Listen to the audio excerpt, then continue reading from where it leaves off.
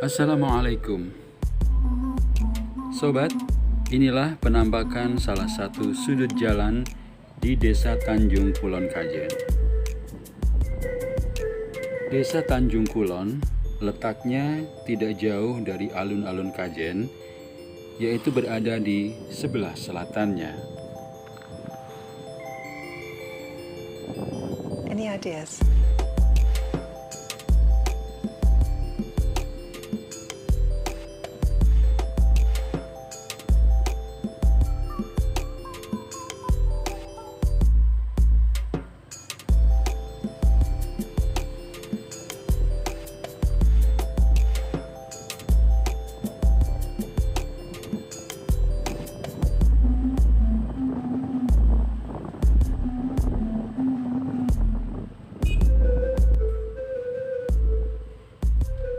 Sobat, yang menarik dari desa ini adalah jalan desanya yang terlihat rapi, bersih, dan indah.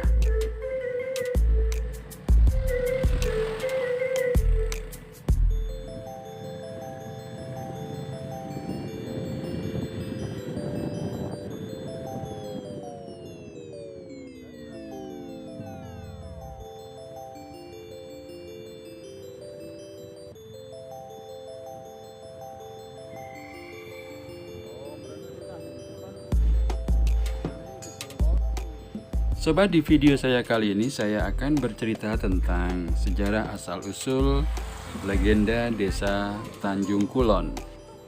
Tapi sebelumnya, jangan lupa untuk mensubscribe channel saya ini supaya channel saya bisa terus berkembang. Oke.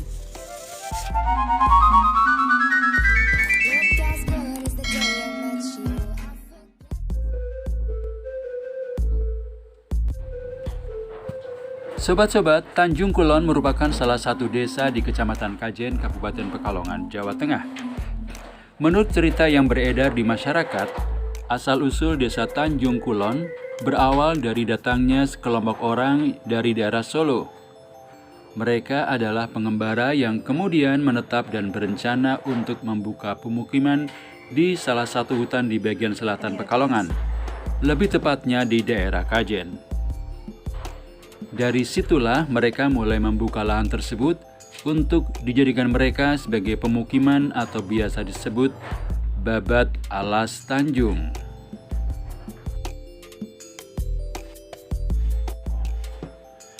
Dalam upaya untuk membuka lahan untuk dijadikan pemukiman, mereka dipimpin oleh seorang yang bernama Ki Matsari Asmorobumi yang dijuluki sebagai Ki Bedagas dan Ki Suto Pranggono yang masing-masing membagi tugas dalam membabat alas tersebut. Ki Bedagas melakukan babat alas di bagian utara dan Ki Suto Pranggono babat di bagian selatan. Setelah lahan yang mereka babat sudah cukup luas, kemudian yang sebelah utara diberi nama Tanjung, sesuai dengan nama pohon yang dibabat yaitu pohon Tanjung. Kemudian keduanya digabung menjadi satu desa yaitu Tanjung Kulon.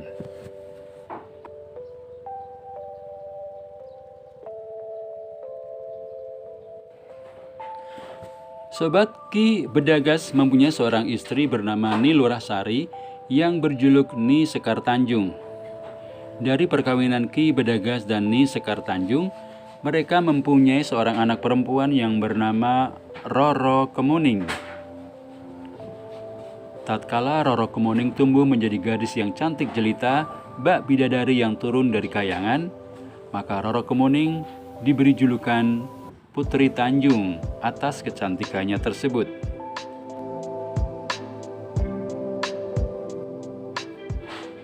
Putri Tanjung yang terkenal di segenap penjuru dunia, bahkan Amerika, Jepang, dan Eropa, maka kabar beritanya sampai ke telinga Adipati Luwu, Adipati Penjarakan, Adipati Jinggan, dan Adipati Kedondong. Kemudian mereka saling berebut, bersaing untuk mendapatkan Putri Tanjung.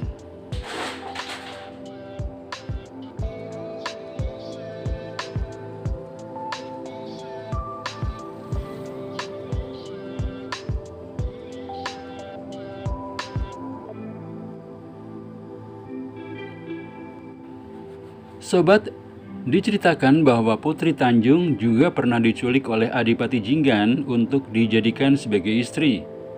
Namun karena tergesa-gesa dan buru-buru kabur, karena malam, kemudian mendung dan gelap, maka akibatnya salah ambil.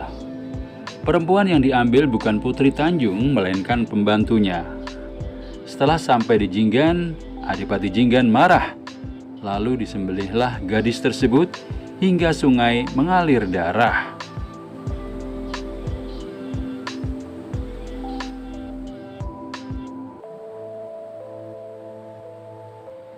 Di pagi harinya ada seseorang yang mau memandikan kerbau di sungai.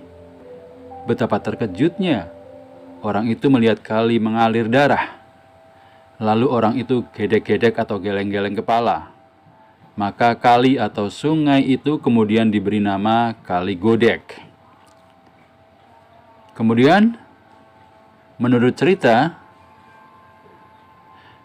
bahwa Putri Tanjung juga pernah diculik oleh Adipati Penjaraan dan dibawa lari ke utara.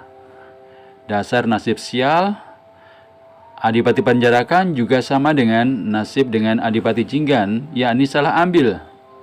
Yang dibawa bukan Putri Tanjung, melainkan temannya. Adipati Penjarakan pun marah. Lalu dibuanglah perempuan itu di kayu geritan, maka menjelma menjadi gundukan tanah merah, sebagaimana tanah panggung dan sekarang menjadi tanah kuburan.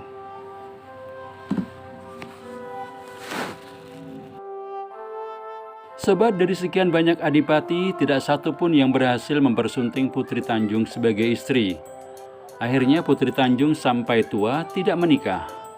Oleh karenanya kemudian disebut Dewi Lanjar dan sekarang tinggal di pantai utara Pekalongan.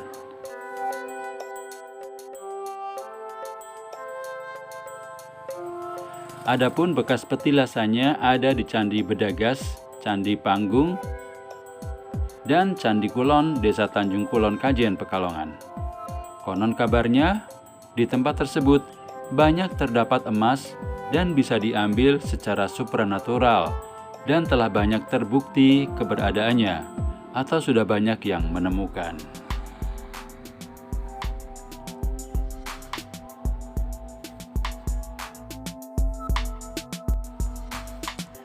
Sobat, sejak berdirinya Desa Tanjung Kulon pada zaman Ki Matsari Asmorobumi terdiri dari dua petukuhan, yaitu Duku Tanjung dan Kempranggon.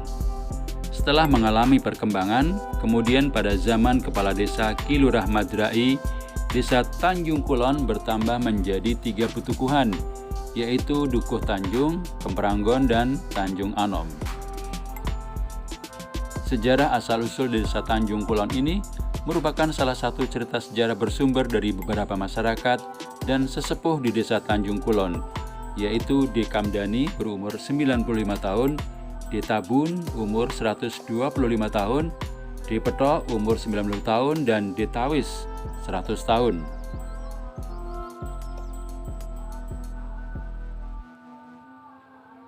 Mungkin ada versi lain dari cerita asal-usul sejarah Desa Tanjung Kulon yang belum terekspos lebih dalam lagi.